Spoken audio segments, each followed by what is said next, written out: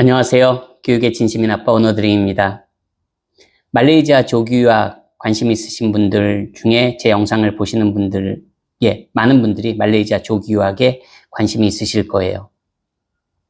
말레이시아 조기유학을 10명이 온다고 가정하면 어느 정도만이 그래도 소위 말하는 성공적인 조기유학을 하고 떠나게 될까요?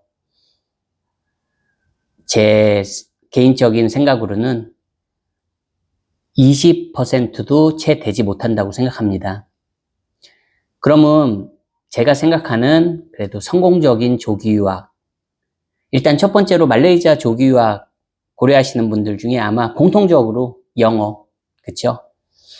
말레이시아에서 무슨 영어야 하시는 분들도 있겠지만 말레이시아에서 국제학교를 대부분 다니잖아요. 국제학교 시스템에서는 대부분 다 영어로 수업이 진행되기 때문에 일단 영어, 부인할 수 없는 가장 원하는 것 중에 하나 영어, 그리고 이제 공부는 뭐 기간이나 학년이나 이런 거에 따라 다르겠지만 궁극적으로 그래도 학업을 잘한다는 건 대학 진학 결과까지 연결시켜 볼 때 이제 대학 진학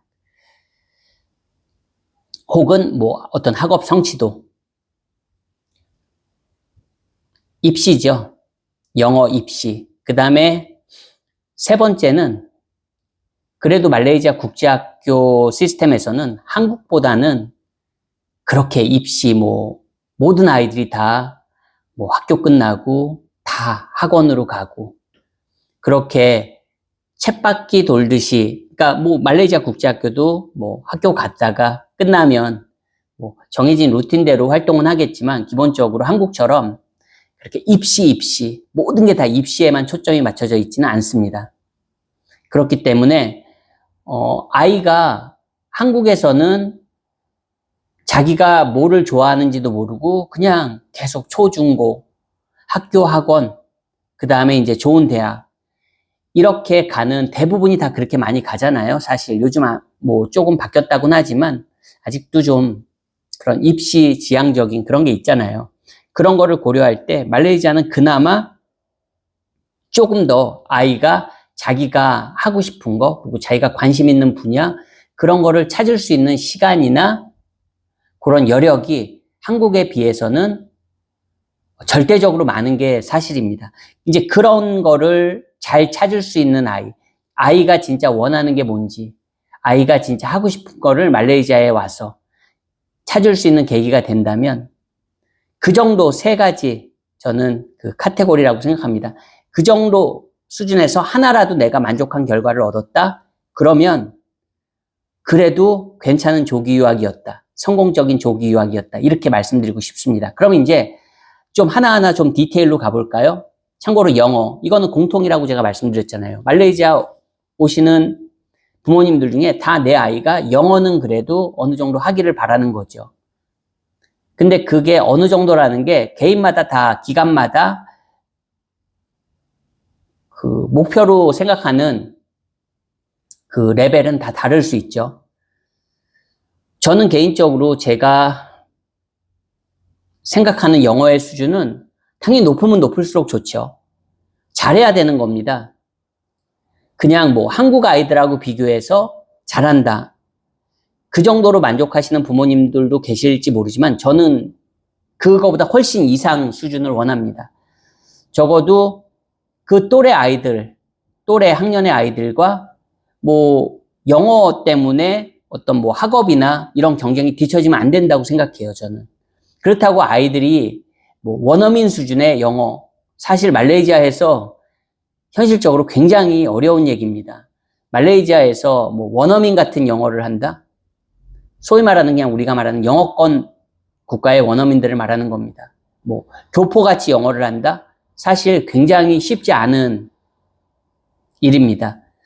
영어를 정말 오래 가르치고 있고 또 해외 리터니들, 정말 국제학교 다니는 학생들, 다양한 학생들 수업도 하고 있지만 아이들이 그냥 한국 아이들이 원어민이나 교포처럼 영어를 한다. 사실 저도 그 정도 수준을 바라는 건 아닙니다. 하지만 아까 말씀드린 대로 내가 아이들하고 그러니까 세계, 한국 밖의 아이들하고 영어로 경쟁을 할 수가 있어야 됩니다. 그게 학생이라면 이제 공부가 되겠죠. 예를 들어서 내가 중학교 1학년이다. 그럼 중학교 1학년 수준에 맞게 경쟁을 할 수가 있어야 되는데 사실 그게 쉽지 않다는 거죠. 그러니까 영어만 잘 잡아도 사실 말레이시아에 와서 영어만 잘 잡고 가도 굉장히 성공적인 조기 유학이라고 할 수 있습니다. 근데 그게 정말 어렵습니다. 말레이시아 환경에서 어느 정도 수준까지는 치고 올라가는 게 가능하지만 그거보다 조금 더 경쟁력이 있는, 왜 조기 유학을 말레이시아에서만 하는 건 아니잖아요. 영어권 국가에서 조기 유학을 하는 친구들도 의외로 많거든요. 그런 친구들하고 비교했을 때 영어가 경쟁력이 있기 위해서는 말레이시아에서는 더 많은 아이 스스로 그리고 부모님이 그런 부분에 있어 더 많은 노력을 해야 된다는 부분을 더 강조드리고 싶습니다. 어쨌든 말레이시아 자체가 영어권 국가는 아니잖아요. 영어가 보편적으로 많이 사용되는 사회는 맞고 또 국제학교 환경에서 영어로 모든 수업이 진행되는 건 맞지만 학교의 상황상 원어민 선생님이 다 100%인 경우가 드물고 로컬 선생님들은 아무래도 말레이시아 현지 영어를 사용하고 그리고 현지에서 내가 영어를 사용하는 게 대부분이 로컬화된 그런 영어이기 때문에 아무래도 영어적인 경쟁력을 갖추기 위해서는 단지 발음을 말하고자 하는 게 아닙니다. 기본적으로 영어 능력을 갖추기 위해서는 정말 부단한 노력이 요구되는 게 사실입니다. 제 다른 영상들에서도 영어 공부 방법에 대해서 이야기하는 영상들이 있으니까요. 더 디테일하게 가지는 않겠습니다. 그러면 두 번째는 공부. 일단 공부는 저학년에서는 공부라는 개념이 국제학교에서 많이 없죠. 말레이시아 국제학교들은 그래도 저학년부터 텍스트북, 교과서를 사용하고 아무래도 영어권 국가에 그냥 비해서는 영어권 국가의 퍼블릭 스쿨에 비해서는 조금 더 공부하는 양이 많을 수 있습니다. 하지만 국제학교이기 때문에 그렇게 한국에서 생각하는 초등학교 때부터 어떤 입시 준비를 한다거나 이런 경우는 말레이시아 국제학교에서도 거의 존재하지 않습니다. 즉 초등부랑 중등부 초반까지는 공부하는 분위기들은 아닙니다.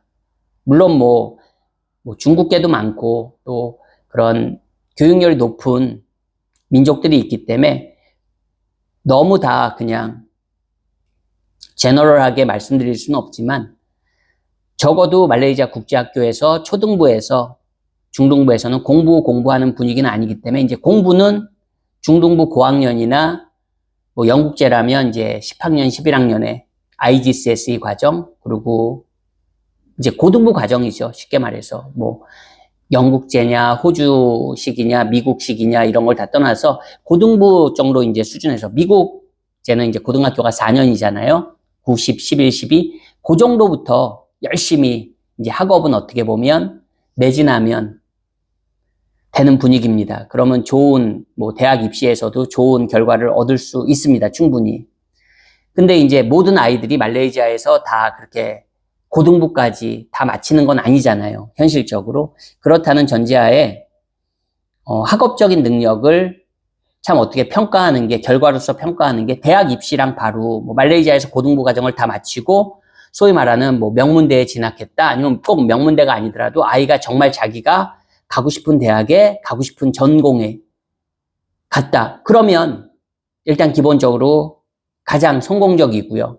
꼭 모든 아이들이 다 고등학교 졸업하고 대학에 가는 기간에 말레이시아 조기유학을 하는 게 아니기 때문에 어느 정도의 아까 말씀드린 학업 능력을 갖추는 게 경쟁력이 있어야 되는데 그게 한국으로 갔을 때는 사실 학업적인 그런 양으로 비교하고 학업적인 경쟁력으로 비교해 봤을 때는 말레이시아 국제학교가 현저히 떨어지죠. 학업 양도 떨어지고 그리고 학습 양도 떨어지고 절대적인 양이 한국과는 비교할 수 없을 양이기 때문에 그런 부분에서 참 어떻게 보면 학업적인 성취도를 뭔가 딱 어떤 보이는 걸로 이렇게 말씀드리기가 참 애매합니다. 그런 면에서 있어서 대학 입시나 어떤 이런 결과가 아니라면 학업적으로도 학업 성취도를 말레이시아 국제학교에선 사실 좋은 점수를 받는 거는 그렇게 어려운 게 아니거든요.